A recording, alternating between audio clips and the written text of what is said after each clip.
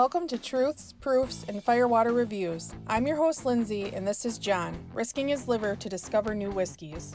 We base our reviews on a 25-point scale, 5 for the smell, 10 for the taste, 5 for the finish, and a combined 5 for the bottle and look of the juice.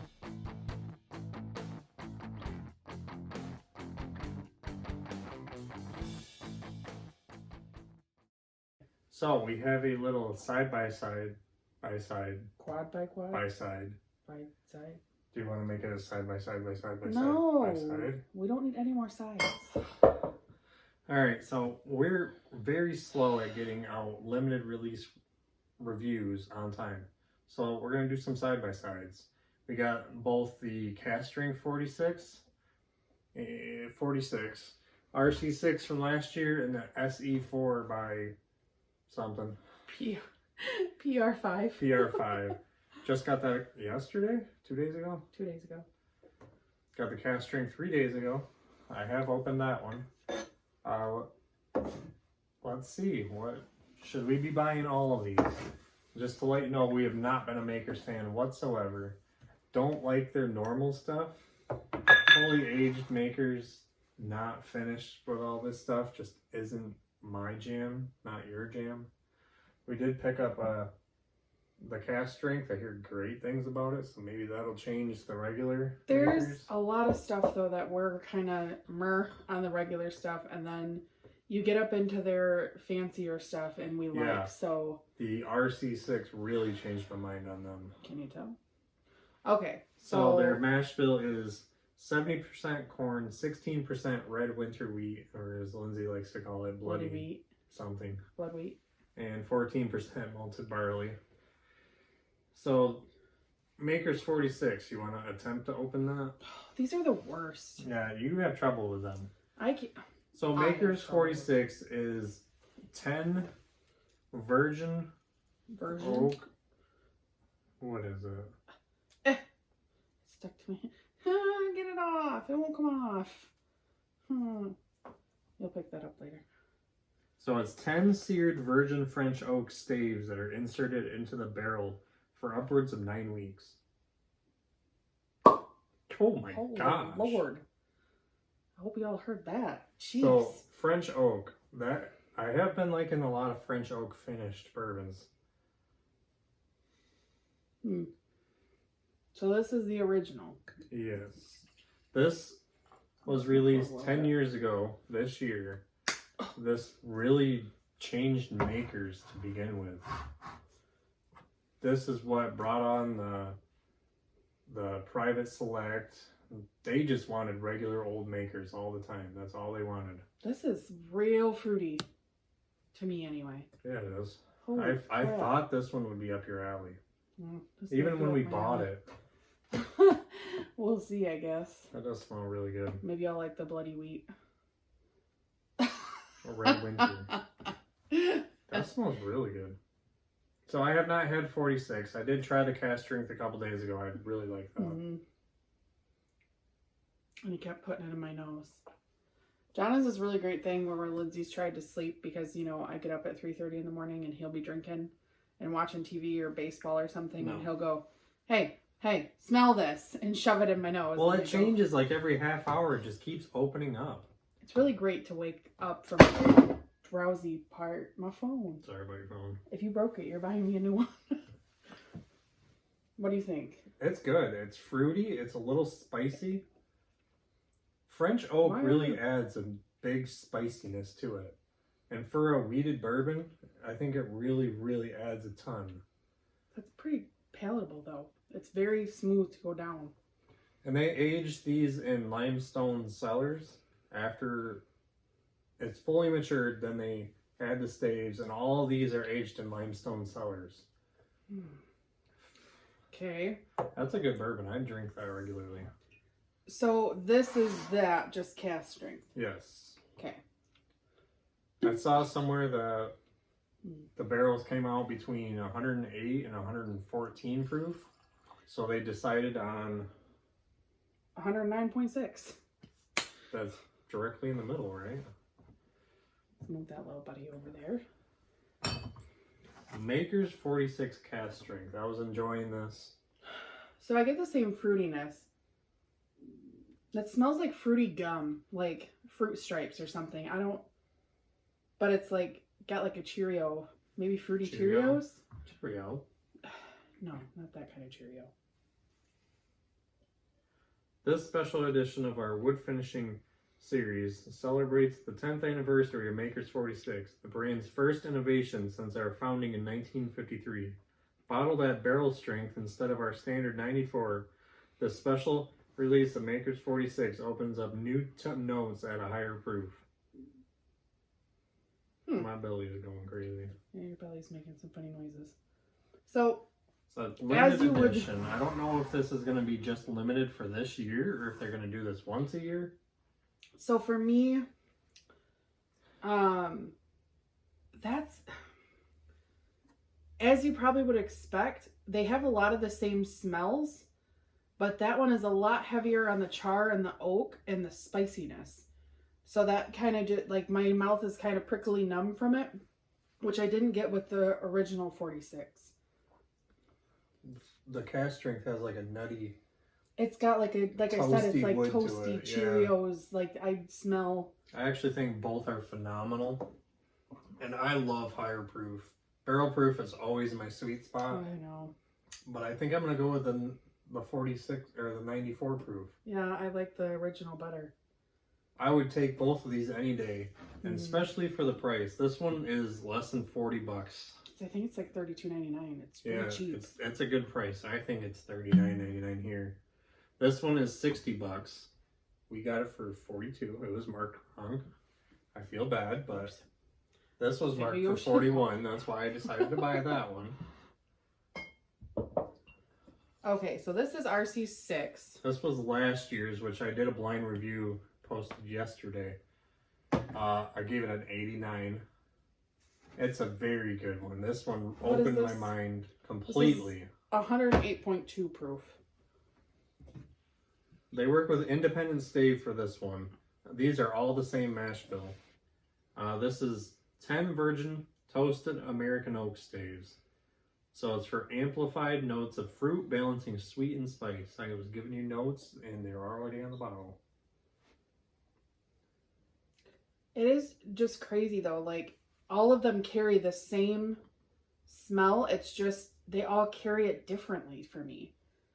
This one's very fruity and kind of spicy on the end. This one is fruity and charry and oaky. And this one's like vanilla fruit, like fruit in pudding. I don't remember my notes on it. I don't remember either. Get out of here. You gotta taste it.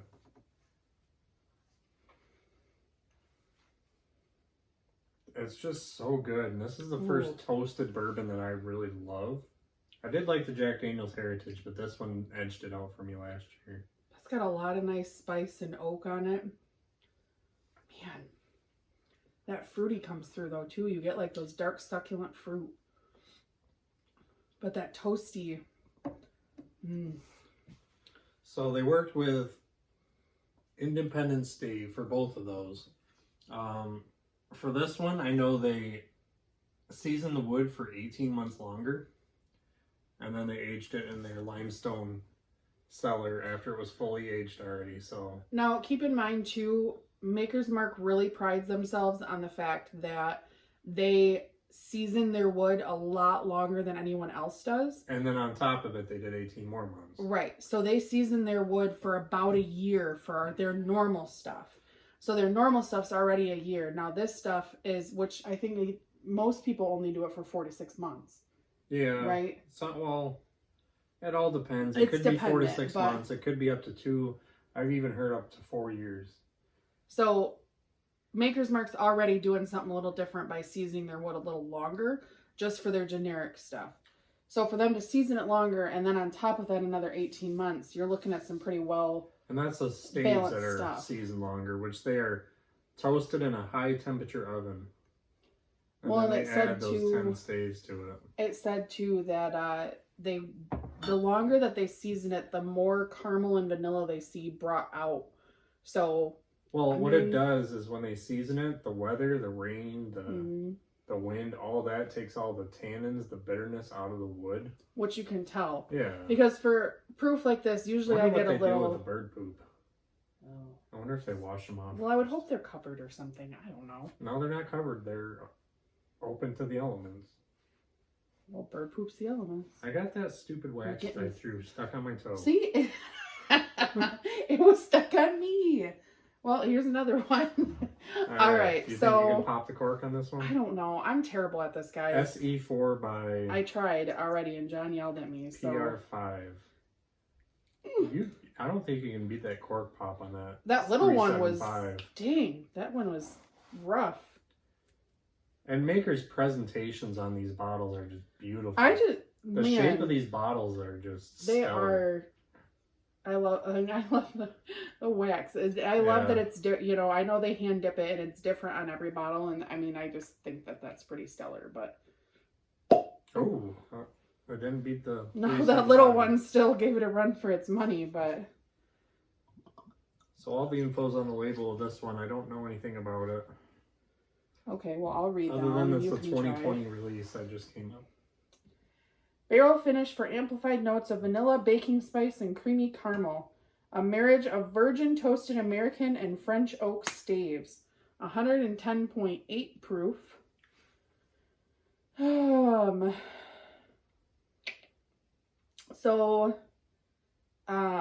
They did use the Stave Co. again with this one. Stave. Yep, independent stave with this one. To develop stave profiles of Se4 and Pr5, which were married together to create this expression. More time consuming, the additional seasoning develops more degradation of the wood that helps unlock the vanilla and caramel notes naturally occurring in our classic bourbon. So whatever... It's probably the same amount of time aging the wood. Yeah, whatever happens. This smells good. Oh, here we go. And this just shows, guys, like, we never would have guessed, like, I've had that 375 for I don't even know how long. It's been about a year. And we just haven't cracked it open. That's good. Oh, golly. It was limit one, so it could only get one. Well, I could have gone back in and bought one. Yeah, she saw you walking around and being with me, though. Meh. It's one per customer, not one per family. Okay. You can always go. Send the kids in there, too? Yeah. Right. I think that's frowned upon. That's very, very caramel, very, very vanilla, and very spicy too. I actually prefer that over Rc6 because that toastiness kind of off-puts me in the Rc6, even though I love it. This really takes away from it. That is a caramel vanilla bomb. Yeah.